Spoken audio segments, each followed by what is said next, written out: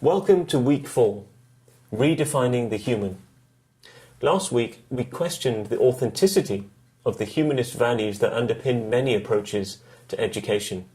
Values like freedom and autonomy, which often seem to be undermined or threatened by the use of digital technologies.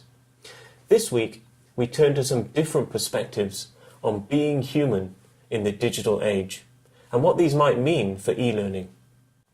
In considering some of the critical perspectives on humanism, we have seen, firstly, that there is no one way to define all human beings collectively, and secondly, that attempts to create equality and justice are often undermined by the very principles of humanism upon which they are based.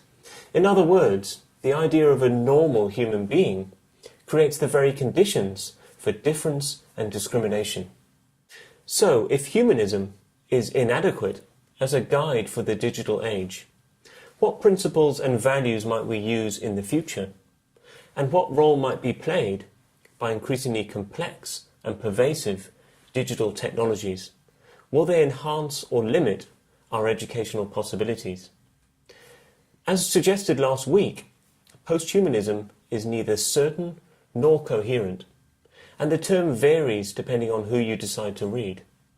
In Week 4, we'll be entering this contestable domain, with a view to considering what education might be beyond humanism, perhaps even beyond the human.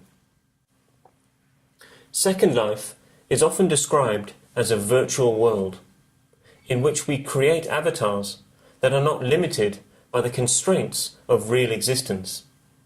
By many, it is considered a place where the real-world body has no influence, where its defects or undesirable features can be refashioned, and where a new society can be forged beyond the confines of our natural forms.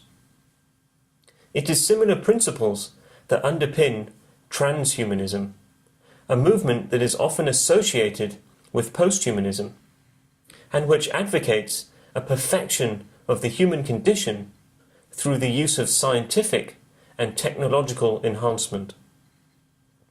Not limited to mere virtual worlds, transhumanism calls for real-world interventions, the overcoming of the aging process, the vanquishing of sickness and disease, the augmenting of our intellectual capacity, and the engineering of human reproduction.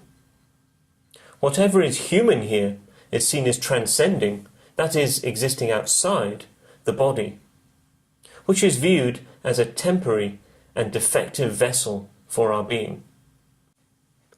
Some questions that might be relevant here are: is our consciousness informational, and can it be transferred between different containers? What might a transhuman education look like? And what do you think about transhuman values? And what might they mean for the future of education? While transhumanism might seem radical for some, we have included it here as an example of the ways that humanist ideals, those ideals we have already questioned, frequently resurface in discussions of e-learning or learning technology. We'd like you to consider how terms like transformation, enhancement, and empowerment are being used in educational literature, and to what extent the language echoes popular or philosophical discourses of transhumanism. What relationship between the human and the technological is being described, and what alternative visions might we pursue?